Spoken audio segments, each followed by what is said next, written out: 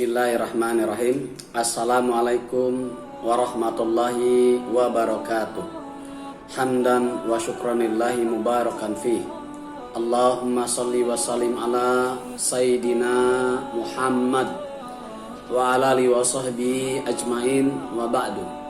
Sahabat yang dimuliakan oleh Allah Subhanahu wa taala, saya doakan semoga sahabat senantiasa berada dalam lindungan Allah Subhanahu wa taala. Sahabat senantiasa dimudahkan urusannya, dilancarkan rezekinya, diberikan keberkahan dalam kehidupannya. Amin amin ya rabbal alamin. Sahabat yang dimuliakan oleh Allah Subhanahu wa taala, masih dalam sesi ruqyah, sesi kajian ruqyah syariah. Saya masih membahas tentang bekal atau syarat yang harus dimiliki oleh seorang peruqyah. Namun sebelum saya lanjut pada sesi kajian ini, kepada sahabat yang tentunya sudah berpartisipasi dalam channel saya ini dengan memberikan subscribe, semoga amal, upaya, usaha untuk memberikan subscribe itu berwujud pahala yang berlipat ganda dari Allah Subhanahu wa taala, karena ini akan mengalir terus sampai akhir zaman. Ketika video ini ditonton oleh orang banyak, maka partisipasi sahabat sekalian tetap akan dicatat sebagai pahala kebaikan. Oleh karena itu, saya ucapkan jazakumullah khairan jaza atas infak subscribe-nya kepada saya. Kemudian kepada sahabat yang belum mensubscribe saluran saya ini, channel saya ini, dan kebetulan menonton video saya, maka silahkan subscribe di bagian bawah video ini, dan jangan lupa tekan loncengnya agar sahabat senantiasa mendapatkan update terbaru dari video-video saya. Sahabat yang dimuliakan oleh Allah Subhanahu wa taala, ada satu kisah, satu cerita. Satu ketika ada orang yang terkena gangguan jin, diminta kepada Imam Ahmad bin Hanbal untuk mengobatinya.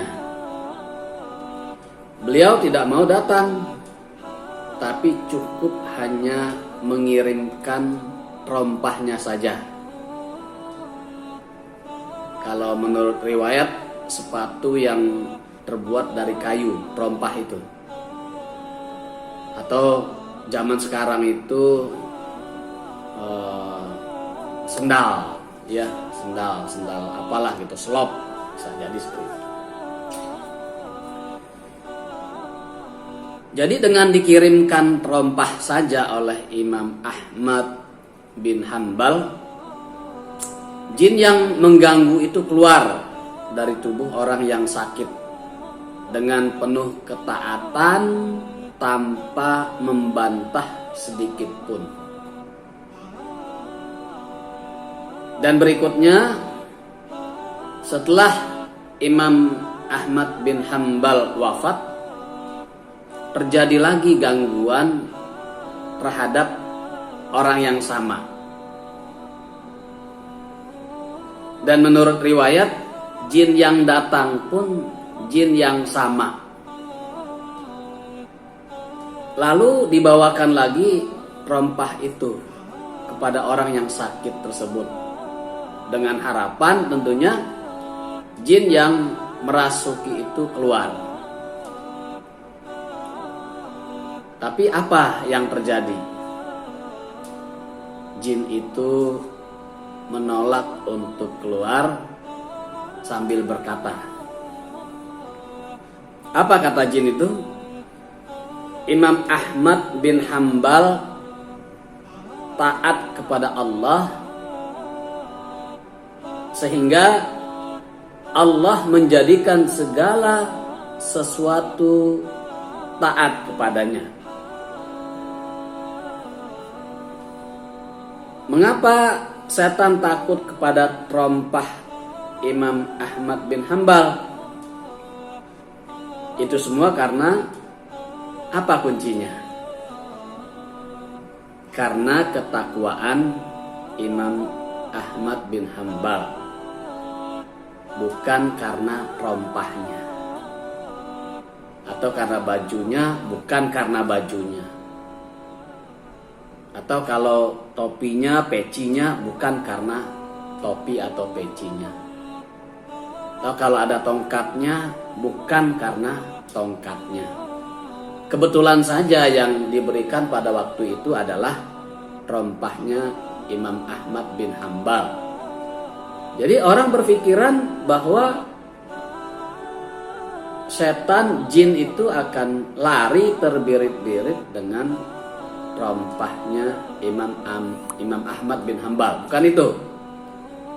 Tapi setan jin mau keluar ya tanpa ada penolakan karena memang ketakwaan Imam Ahmad bin Hambal.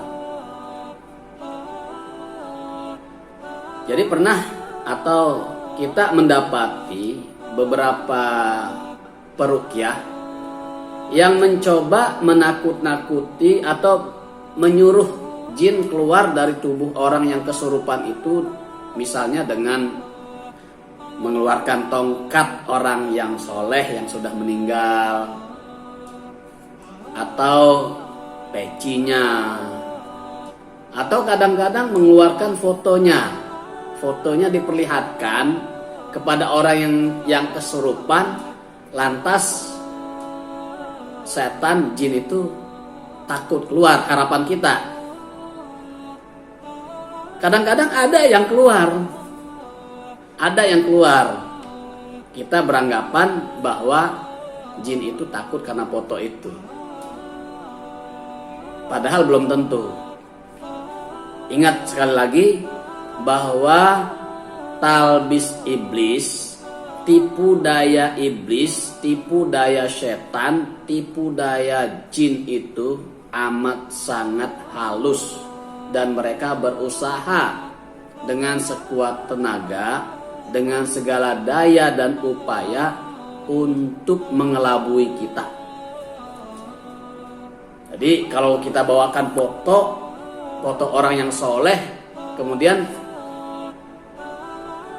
jin itu keluar, sekali lagi bukan karena itu, tapi seperti yang diungkapkan oleh jin yang masuk ke dalam tubuh orang yang ada dalam kisah Imam Ahmad bin Hambal ini, diungkapkan adalah takutnya karena ketakwaan Imam Ahmad bin Hambal.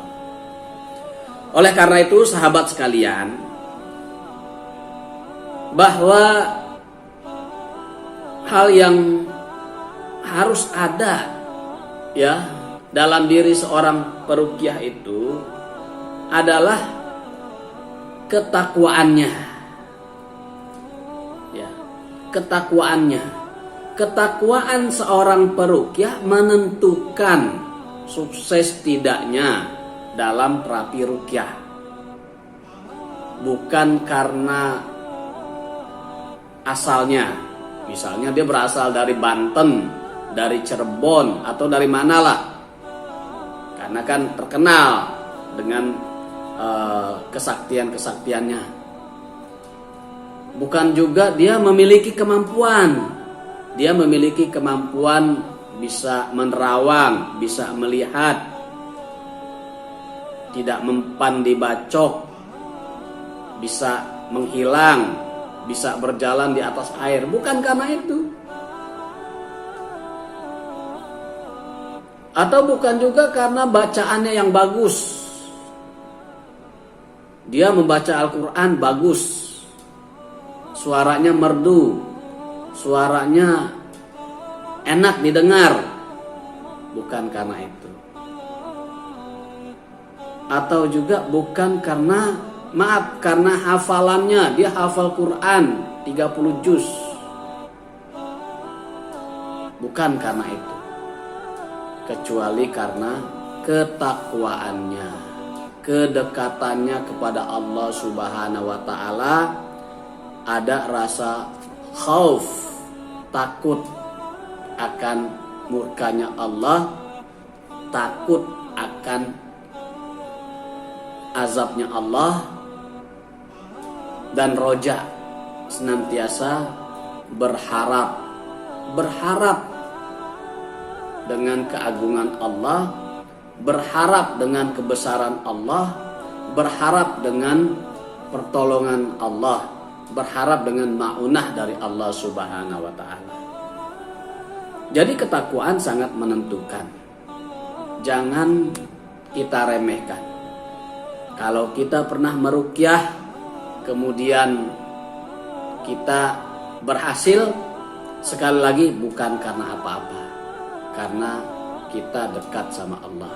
Kalau kita jauh sama Allah, maka insya Allah yakinlah ruqyah kita tidak akan memberikan hasil. Kalaupun memang tidak berhasil ruqyah kita, maka kita kembali perbaiki diri kita, apakah kita sudah dekat dengan Allah atau belum. Sahabat yang dimuliakan oleh Allah Subhanahu wa Ta'ala, demikian bahwa kunci ketakwaan itu sangat menentukan. Takwa kepada Allah Subhanahu wa Ta'ala. Ya ayyuhalladzina amanu taqullaha haqqa tuqatih wa la tamutunna illa wa antum muslimun. Ya ayyuhalladzina amanu taqullaha wal tanzur nafsum ma qaddamat liqad wattaqullaha innallaha khabirum bima ta'malun. Wa may yattaqillaha yaj'al lahu makhraja. Sahabat yang dimuliakan oleh Allah Subhanahu wa Ta'ala, demikian kajian singkat pada kesempatan kali ini, mudah-mudahan bermanfaat. Sekali lagi, kalau ada yang ingin ditanyakan, ingin sharing, silahkan sharing di kolom komentar yang ada di bawah. Sampaikan pertanyaan-pertanyaan, mudah-mudahan kalau memang sempat saya lihat dan saya coba berusaha untuk menjawab kalau memang saya bisa jawab. Kemudian mohon tidak membuli, tidak menghujat, tidak berdebat, karena saya bukan kapasitasnya untuk berdebat. Ini hanya saya sampaikan sebagai penambah pemahaman kita dari apa yang saya pelajari dan apa yang saya alami, yang saya kerjakan sebagai seorang peruqyah. Mudah-mudahan bermanfaat. Aku qouli hadza, tsumma assalamualaikum warahmatullahi wabarakatuh.